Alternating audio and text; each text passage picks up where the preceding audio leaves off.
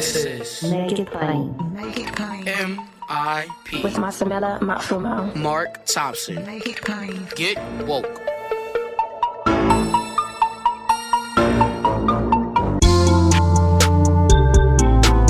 God bless you. Get woke. Folks, MIP is now COVID-free, meaning free to all subscribers as we navigate this pandemic. We're thinking about everyone, and we've got to get through this together. So for a limited time, no fee to subscribe to Make It Plain on your favorite podcast app.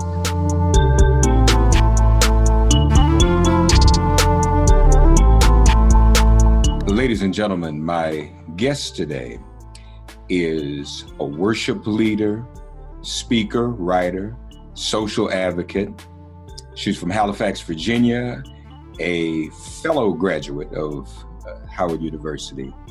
She's also a graduate of Yale Divinity School, the Yale Institute of Sacred Music, Worship, and the Arts. She's a member of the inaugural class of Princeton's Black Theology Leadership Institute. She was awarded the 2019 Phil Wall Abolitionist of the Year Award by the Oklahoma Coalition to Abolish the Death Penalty for her criminal justice advocacy and reform work. Her writing and advocacy work has been featured in the Huffington Post, Essence, Self Magazine, Yahoo Health, Teen Vogue, and many, many more sources. And her music has been shared across the country and featured on Stephen Hurd's The Overflow and Times of Refreshing, as well as Grace Covenant Worship albums.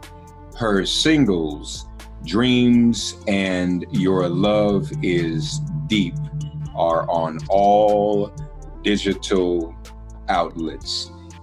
Today, we're going to talk to her, and we welcome her to the podcast. We're going to talk about the case of Julius Jones. Cece Jones Davis joins us. Cece, how are you? Hi, Mark. I'm well. Thank you so very much for allowing me to join you today. It's a really special opportunity, and I'm really grateful. Well, we're honored to have you and very impressed by all the things you've done spiritually. We have to have you. I lead a national pandemic prayer call every morning under the Proctor Conference. I see you every morning. I was going to say that before we started recording. I see you every morning. We have to have you join us. Cece, absolutely. We love to do that. Well, first of all, let's ask everyone, how are you and your family doing in this pandemic? Thank you. Thank you so much for asking. We're holding up, but we're tired. I have two little ones, and it's really challenging to figure out how to keep their lives moving forward when they're in the house, and considering the pandemic as well as the other pandemics of racism and inequality and injustice that we have going on all across the world. It's a lot, I think, for any human soul to be bearing right now, And so the honest answer is we're probably doing as well as anybody else. We are just trying to maintain and hold on. But we're really living in some hard times. Yeah, we are. And the other demic, so to speak, we're living in is honestly a police demic. But I think if we expand that, we could really include the whole criminal justice system. Mm-hmm. We cannot forget that for every story we see about police misconduct or police killing, there are probably 10 other sisters and brothers who are wrongfully incarcerated. That's right. And then once you break that down, there are a number of sisters and brothers, many who are on death row unnecessarily. But first of all, there shouldn't even be a death row. And I know you agree with that. Oh, God, yeah. Sophisticated countries around the world have gotten rid of that. But Julius Jones, first of all, tell our audience your relationship with Julius? I'm from Virginia. I moved to Oklahoma for my husband's work about 5 years ago. I was working for the Obama administration for several years and lived outside of DC. But I'm from Virginia and I moved here. And a couple of years ago, I watched a docuseries that Viola Davis and her husband Julius produced called The Last Defense. And it was in part about a young man named Julius Jones who has been on death row for 21 years now. And the ways that the issues that they brought up in that docuseries just really bothered me to a great extent. I live in Oklahoma City now, and I just could not, after seeing, my grandmother taught me growing up, you're responsible for what you know. And so after I watched that docuseries and I saw the issues that were raised, I felt responsible as somebody living in Oklahoma City. And so I did not know Julius Jones before that. I did not know his family, but I reached out. I Googled his attorneys after watching that docuseries. I got in touch with his family. And for the last 2 years, my life has kind of been around advocating for a retrial for him and now before the Pardon and Parole Board and the governor of Oklahoma on his behalf. I see. So now the case itself, is it true that Julius Jones could be facing execution as early as this year? That it is possible. So here's where we are. Okay. So the state of Oklahoma had a botched execution in 2015, and as a result, they placed a hold on all executions. Julius Jones filed a clemency application before them in October of 2019 because he's innocent. And in February of 2020, the state of Oklahoma announced that they would resume executions soon. So we were looking for Julius and others in Oklahoma to potentially get execution dates in July, in a few weeks. However, a court here in the state is requiring the state to provide more information about how they're going to have their employees trained to carry out executions before setting dates, because of course they don't want another botched execution again in the state. So we are fortunate that Julius Jones does not have an execution date set yet. And our work is about advocating on his behalf and amplifying his story as much as humanly possible. But it is true that that the court could be satisfied with what the state says, and he could receive an execution date before the end of the year. That's possible. There's a petition on change.org. Yeah. Almost 6 million people have signed. Yeah. So congratulations on that. That's some incredible work. Thank you. And can I say that when I started my role in all of this, I started 2 years ago, but Julius's family, and he has a best friend, Jimmy Lawson, who has been his best friend since the 6th grade, were Julius's constant support before all of the advocacy work really got started. And when I started this effort, this advocacy work that I've undertaken on his behalf, I said to God, if you do this, I promise to give you the glory, the honor, and the praise. And I want in all ways that I'm able to speak about this, I try to honor that.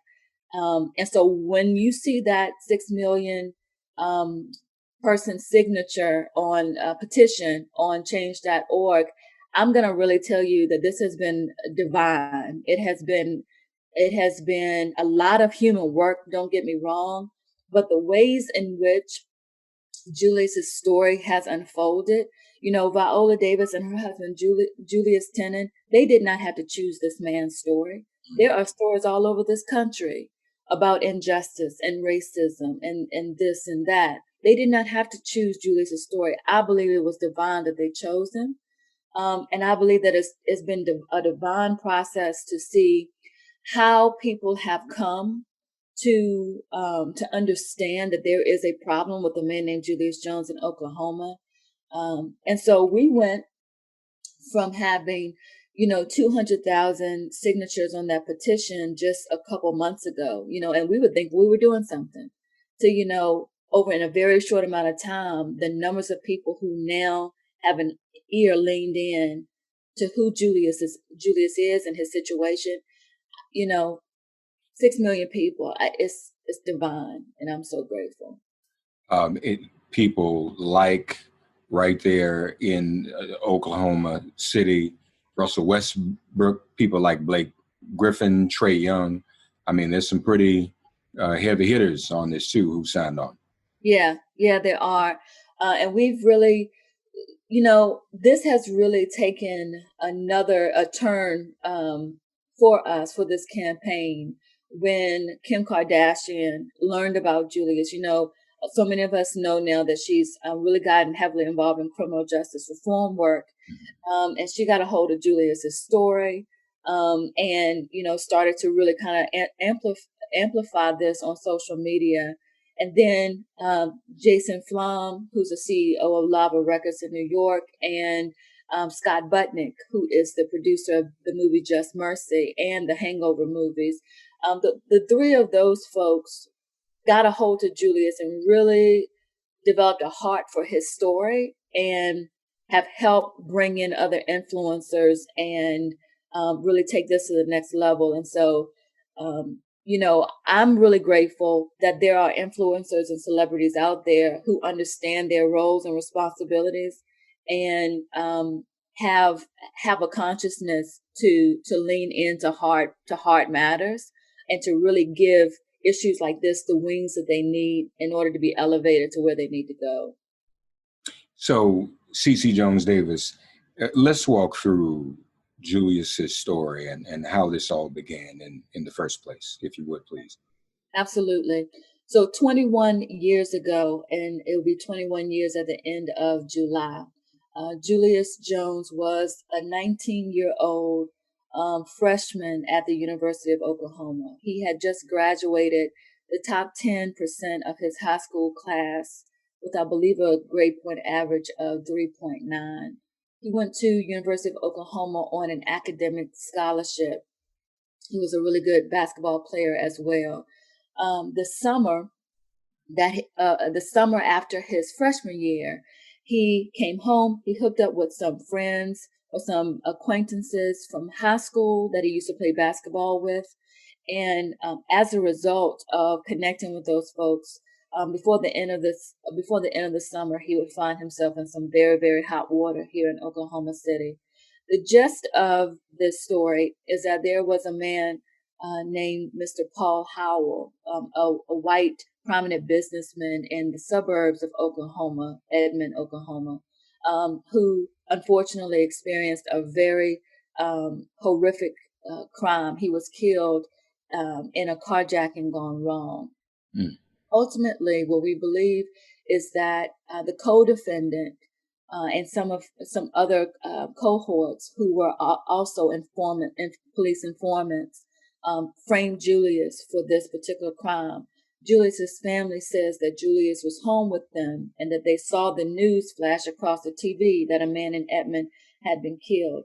They can tell you that they were eating spaghetti and cornbread. They can tell you that they were playing Monopoly. They can tell you that Julius was upset because his sister and brother had eaten the last of his cookies, and he was complaining to his mother about that. And then this news comes across the screen. And it's important for me to say that while I say all those amazing things about Julius, and they are all true, what is also true that the other side in this situation uses often is that he had, as a teenager, some run-ins with the police. But they were all for petty crimes. They were all for nonviolent crimes, and they were for issues that lots of youth go through in the criminal justice system very early on.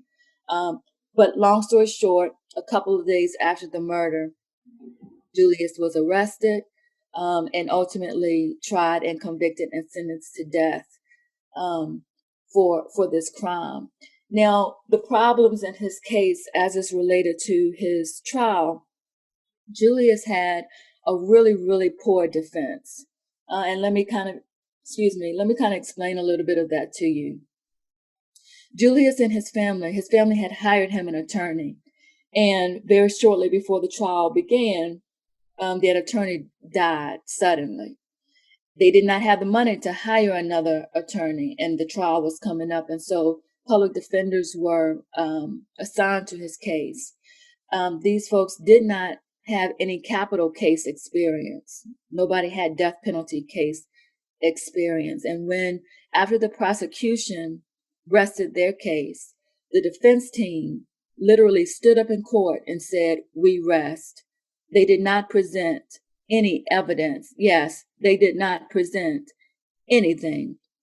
They did not present the alibi because they said that the family would not be credible. They did not present a photo of Julius Jones that was taken 9 days before the crime. Julius was picked up by the police 9 days before the crime for doing donuts or willies or whatever you call them in an empty parking lot. And instead of just giving him a citation, the cops decided to take him down to the station and book him and take his picture. There is a photo, and you can see that on the website justiceforjulius.com, that shows Julius Jones with very, very short hair, not enough hair to grab a haircut, very short. The eyewitness said, there was one eyewitness, and that was the sister of the victim, said this was an African-American man with a red bandana across his face, a skull cap on his head with at least a half an inch of hair hanging from underneath, like a braid or a dread. 9 days before that crime, you could not pinch a piece of hair off of Julius's head. And so if they had presented that photo, the court would have been able to see that Julius did not have enough hair at the time of the crime to be the perpetrator. But no evidence was presented. There were two individuals in jail at the same time that the co-defendant and Julius were in jail awaiting trial, who did not know each other, came independently forward without incentive to say, "Hey, there's a man in here named Christopher Jordan." One of them was his cellmate. There's a man named Christopher Jordan in prison here in jail, bragging about the fact that he framed Julius Jones, that he actually killed the man. Those men came forward, signed affidavits, but somehow the defense did not present their testimony in court. And so there are so many issues related to his defense that, I mean, it's horrible. And really, before I go forward, I want to invite people to visit justiceforjulius.com, and you can watch the docuseries that really sparked my passion around the situation here in Oklahoma. So you can see the things that I'm talking about for yourself. So I invite you to go there, justiceforjulius.com. Julius, at the time that he was charged with this crime, there was a prosecutor, the DA of Oklahoma County. His name was Cowboy. They called him Cowboy Bob Macy. Cowboy Bob Macy, I believe his reign was for about 21 years in Oklahoma County. He put about 54 people on death row. And over time, 33% of those cases had to be overturned. 1/3 of his cases were overturned out of 54 people. Now, in 2016, Harvard Law School named him the second deadliest prosecutor in the United States. And so Oklahoma County, and then he retired because it came to light that there was a lot of misconduct in his office, and it was a big, horrible mess. But Julius's case was in the mix of that era, in that tough on crime era, on that time, in that era where if you commit a crime in a good neighborhood, then you're going up the river, no questions asked. So also I want to say about his trial, there was a white juror who came forward in 2017 to say that this case had really haunted her for some time. And what she says is that another white juror during the trial said, "This is a waste of our time. Let's just take this nigger to the back of the court and shoot him and get it over with." She told the court that information, but that juror remained on the jury, helped to convict Julius and helped to sentence him to death. So there are several instances. His family, jurors in his trial referred to Julius's family as their kind.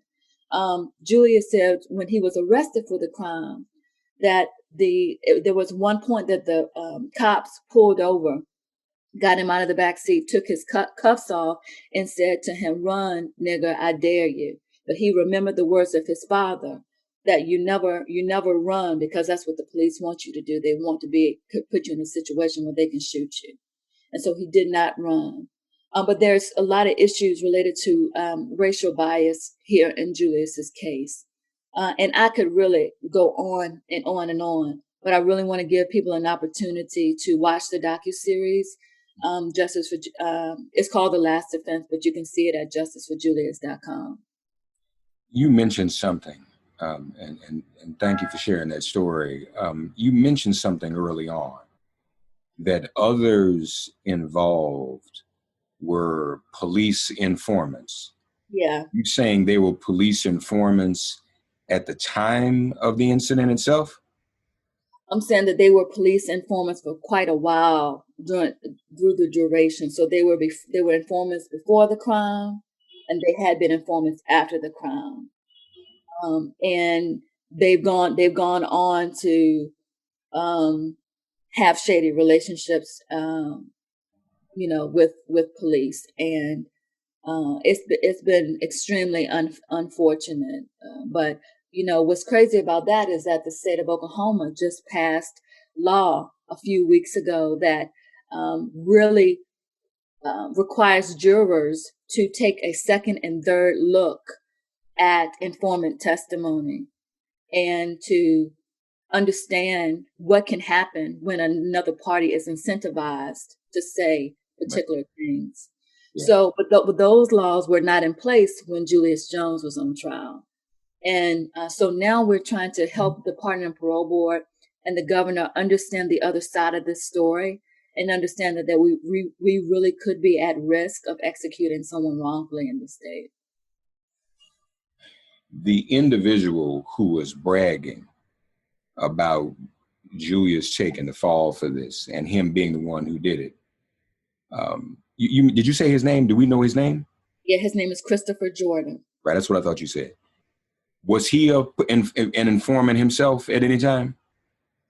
I believe that he was, but I definitely know that the 3 other people connected to this situation around Christopher Jordan were definitely informants at the time. And Christopher Jordan's, if I understand you correctly, his hairstyle and the length of his hair. That's right. Matches the description that the eyewitness gave. 100%. He had, when he was arrested, for this 3 days later, him and Julius were arrested. When he was arrested, he had 3 cornrows that hit about right here. Okay. And you can see that in the booking photo. So there's a booking photo of Julius 9 days before the crime that has a very short cropped haircut. There's a photo of Christopher Jordan with 3 cornrows that hit the base of his neck. 3 days, he's picked up 3 days after the crime. And there's another booking photo of Julius when he's picked up for the crime. He has that same haircut. And so because the court didn't see all the evidence, because his defense team didn't value his life enough to fight for the man, to give him a defense, so much of the information never did make it to the court. Right. What about appeals and whatnot? Were there a series of appeals? And if so, how did they go? Yeah, there were. And listen, I'm not a lawyer, but I'll do my best to explain this, okay? Sometimes it's good not to be a lawyer. Okay. My understanding is Julius has had 6 appeals in the state of Oklahoma. Okay. And every one of them has been struck down on the basis of a technicality. And I'll give you an example. So when the juror came forward in 2017 to say, hey, this has really been bothering me over the years, this is the racist comments I heard from the rest of the jury, she sent those messages to Julius's attorneys through Facebook Messenger. And when it was time for them to come and get an affidavit signed by her to present that in court, she was afraid because she knew a signed affidavit would make her name public. And so when they came to sign it, she was not here. She ran. And so when it was the date, when it was time to go to court to appeals court based upon the issue of racial bias as new evidence, they had these Facebook messages. And of course, the court said, we can't accept that. We need a signed affidavit. We're going to throw that out. Along those lines, since the trial, Northwestern University had done a study about Oklahoma's death penalty. And what they found ultimately is that an African-American man is 3 times as likely to be sentenced to death for a crime against a white person in Oklahoma. They presented that to the court. And you know what the court says? The court said, it's too late to consider that. Julius, let me tell you what they said. They said Julius Jones, a poor man, a defendant, should have thought before his trial to do the research himself so that could have been presented at his original trial. So they said that study was too late to present. And so they threw it out.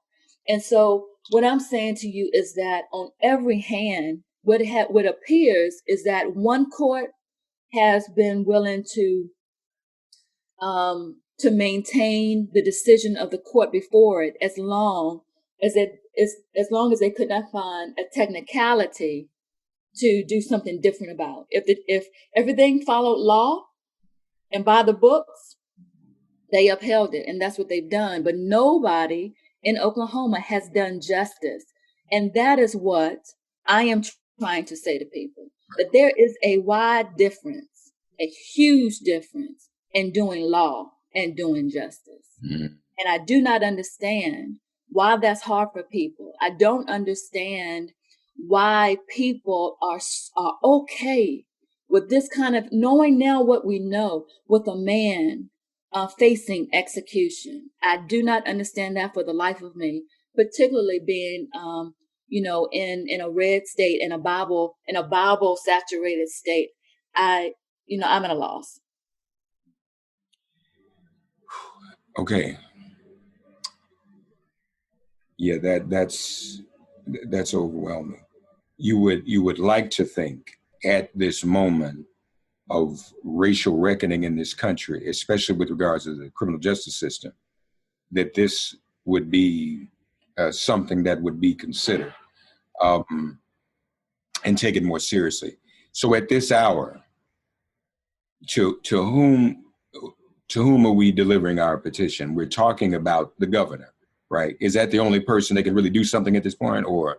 No, so it's twofold. We're talking about the Pardon and Parole Board first, because by law here in Oklahoma, the governor has to get some form of a recommendation from them to move forward.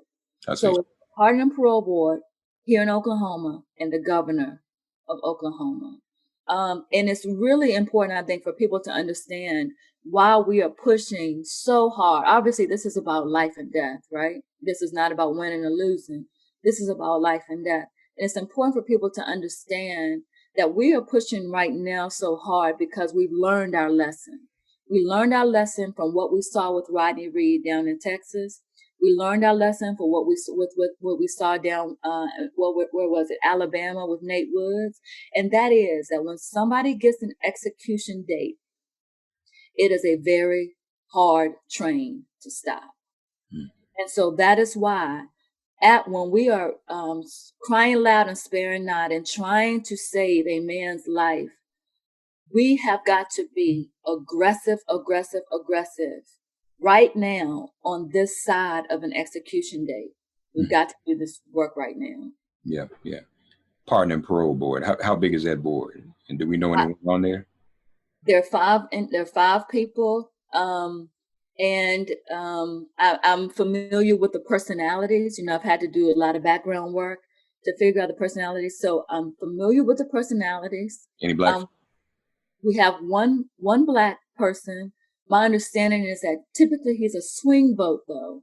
And so sometimes he goes, yes on things, and sometimes he goes no on things. And so I don't know. I don't know exactly what's going on with that, but we're hopeful, and what we're doing is really trying to get out as much information about Julius and bring as much awareness about this as possible. Because, for me, especially living here in Oklahoma now, and this is another thing I say all the time, we can't afford this. We nowhere ever can afford this, but we're going to be celebrating the 100th year commemoration of the Tulsa massacre next year. It was the largest race massacre that we have in the United States, on the books here in the United States. There's a lot of work being done around that in Tulsa and around Oklahoma right now. And what I say is that Julius Jones could be another Tulsa massacre, but we see this coming and we have an opportunity to stop it. We don't have the moral leverage to make another massive mistake in this way ever again. And so while his situation might not be Tulsa massacre in terms of violence, like where 300 people are slaughtered, it will be like Tulsa massacre in terms of shame. And we cannot afford this level of shame. And we need to make sure that we've got this right. And I'm telling everybody that currently we don't have it right. Well, and let me just put a number on that. 100 years ago, 6 million people didn't know about the Tulsa massacre. Come on. 6 million people know up front about Julius Jones. Right. So you're absolutely right. It will be even larger, and a greater spotlight will be on Oklahoma because of the centennial of the Tulsa massacre. So you're absolutely right. Oklahoma might want to get itself together around this one. Yeah, you're right. They might want to. So aside from signing the petition, what is it that people can do? What is it that we can do? Yeah.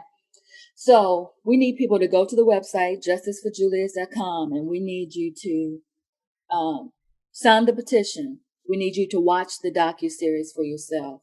Mm-hmm. We need you to send letters to the governor and the Pardon and Parole Board. We need organizations around this country to send letters. There's a way on the website where you can send an e-letter, and that's totally fine, and we welcome that if that's what you can do. But we need our prominent members of our community and our organizations to write out letters, to watch the docuseries and write letters of support and send to the Pardon and Parole Board and the governor. We need people to take ownership of this with us. I'm involved in this not because I knew Julius or because I knew his family or any of the like. I'm in this because I'm responsible now for what I know. And we need people to take ownership and responsibility for this now. So following Justice for Julius on all the social medias, sharing, liking, bringing your sorority chapters together, bringing your other community organizations together to say, what are we going to do about this man in Oklahoma?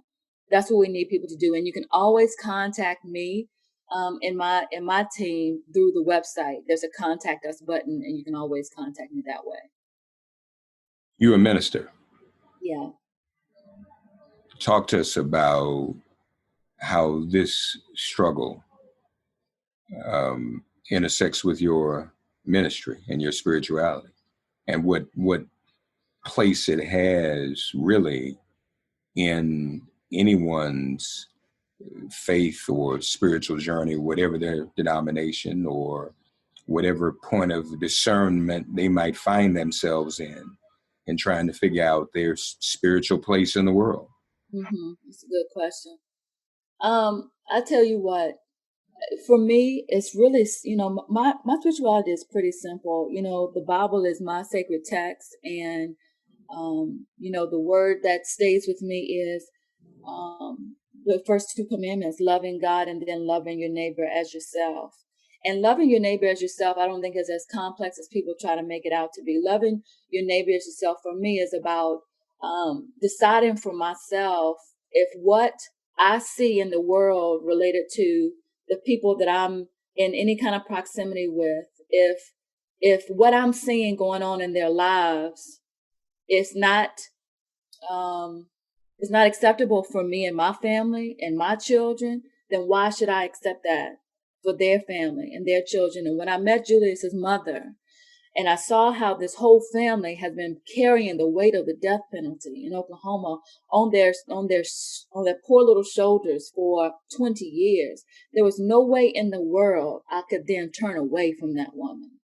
So my spirituality is about, the mandate of loving my neighbor as I love myself, and about losing my life to find it, and taking up my cross, and following the best way I know. And if Jesus would not be hell bent on this right now, then I don't know what else he would be doing. And so this is my way of following him as best as I can understand following, and seeing it through. Every day I don't feel passionate, but every day I feel committed. And I just feel like it's my God-given responsibility. I'll also add to you that, I'm from Virginia. I'm from the seat of the Confederacy. I grew up in Halifax County, which, was a plantation town. My grandmother worked for the descendants of the ancestors who owned our ancestors. And I have a very complicated we have a very complicated relationship with that family even to this day.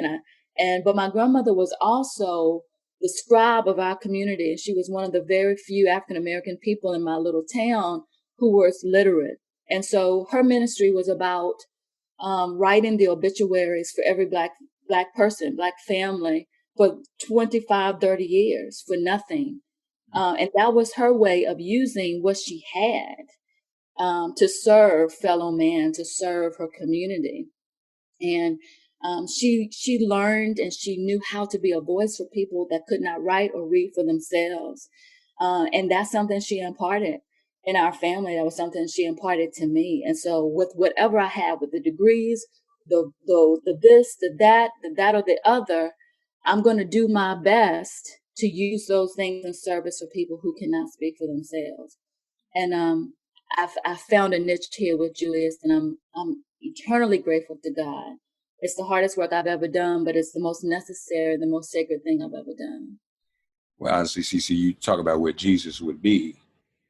I mean, Jesus, like Julius, was wrongfully sentenced to death by the state himself. Yes, he was. And Dick Gregory used to say that if Jesus were now, we wouldn't be wearing crosses around our necks. We'd be wearing lethal injection needles. Right. Because that would have been the means of execution even now today. So also I read, is this correct, that Julius spends 23 hours a day in solitary confinement? That's right. He does. He spends 23 hours a day in solitary confinement. He's let out once a day to go in an area that I don't even believe has direct sunlight. So I don't think Julius, the last time I knew, he said that he hadn't seen the sun in 14 or 15 years. He is allowed to take a shower 3 times, I believe, a week. And he takes that shower in cold water. He's shackled everywhere anywhere he goes, from point A to point B. And I cannot imagine living the way that he has been living, or any of those folks on death row have been living. I can't even imagine it, but it's been hard. And I mean, we're actually hearing now, the revelations that, and we saw that most recently with Khalif Browder here in New York. Right. It is now more and more understood that solitary confinement in and of itself is a form of cruel and unusual punishment. Absolutely. I mean, that's just... Absolutely. How old is Julius now? Julius is, I believe he's 40. I believe he's 40. He reads a lot. He's really a bookworm. He writes a lot. He draws. He's a great artist. He has 2 poetry books out. He's a real deep thinker. And I think those are the things he has used to kind of keep his mind sharp and keep himself stimulated. But he's been living in some real rough conditions for all these years. Folks, we invite you to go to change.org and sign the petition, but we also invite you to watch the documentary, justiceforjuliusjones.com. The documentary is there, as well as all the other information you need, how to get involved, where to find everything on social media, justiceforjuliusjones.com. Please, ma'am, please, sir. We can't just exist for viral moments that the capitalist media helps to drive. Mm-hmm. Mm-hmm. I'm just going to just be clear about this. Whole lot of folk never heard of Juneteenth. Right. And if it not been for a lot of white guilt and a lot of white media guilt, a lot of folk, black folk even, still would not have known about Juneteenth. Absolutely. Just trying to keep this real. Yep. So just like all of these stories, the stories of George Floyd and Rashard Brooks and Ahmaud Arbery were helped by video. There's no video on Breonna. Right. I've been trying to keep her story alive. There's no video for Julius Jones. And Julius Jones is at the far end of the spectrum, because while the law did not kill him immediately, it is plotting to kill him now. 100%. So we don't need, when we know that, like if we had known they were gonna kill George Floyd, we would have tried to stop it. We know that they're going to try to kill Julius. So Right. we can stop it right now, can't we? That's what we're talking about right here. That's right. So folks, let's be clear on what we're doing, and not being non-comprehensive and non-holistic in our approach to the problems within our criminal justice system. We can, if we could even, let's say we didn't want to touch another police killing, there's still enough in the criminal justice system in the area of capital punishment alone to have a worldwide movement equal to the ones we're seeing around George Floyd. Right. Everybody say, you know what? We don't even care about police killings no more. As crazy as that would be. I said, well, let's focus on capital punishment. A movement, it is an issue as worthy of as large a movement. That's right. So I want everybody to be clear about this. And we got to walk and chew gum at the same time. Let's save Julius's life. Let's see whose life we can save rather than, put on a T-shirt after that person passes away. Yep. All right. So we want you to get behind this, and we need you. And our sister needs our help. She has, again, taken up this cross along with others. Russell Westbrook, right there in Oklahoma City, Blake Griffin, a lot of other great people. So Sister Helen Prejean tweeting about it the other day, and I've had the pleasure of being in her company. And I said something to her too, Cece, when we were together on a panel once. And I said, she agreed with me. She said she never thought about it before. Speaking of videos, if they showed on C-SPAN or somewhere, and this was actually might have been right around the time, come to think of it, of the botched execution in Oklahoma. We were on a panel in Philadelphia. And I said, if they showed executions live on television, like on C-SPAN, yep, the way Mamie Till Mobley showed Emmett Till's remains, then the will to stop executions in this country would appear just like that. Yeah. But we don't want to even get to that point with Julius. He is innocent. Well, by the way, where is Christopher Jordan now? Is he still locked up? So Christopher Jordan, no, he made a deal with the DA.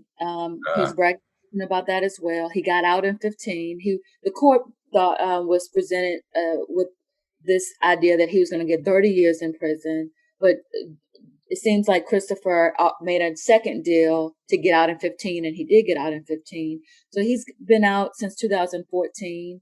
And I don't know if he's in Oklahoma City still or not. justiceforjuliusjones.com. Sister, appreciate your ministry, your witness, your advocacy, your soldiering for our comrade Julius. We're going to stand with you and do all we can to help. And we're at your service here on this broadcast. And I want to make sure some of my friends in media are pushing this as well. But we thank you. Yeah, Mark, I thank you. I appreciate you. I appreciate the platform, the witness that you have, and I also appreciate how you're getting us through this pandemic every morning with prayer and meditation. I really appreciate that. So thank you for everything that you do. Well, we're going to have you join us. Okay, I'll be happy to. All right. Thank you, Cece. Cece Jones Davis, everybody. JusticeForJulius.com. God, you are our refuge. Send our ancestors to guard our doors. Cast out this virus from our communities and our bodies. Heal, bless, and protect everyone listening and their loved ones. Thank you for listening to Make It Plain and Get Woke. Remember to listen, like, and subscribe on Apple Podcasts, Spotify, and wherever you get your podcasts. If all minds are clear, it has been made plain.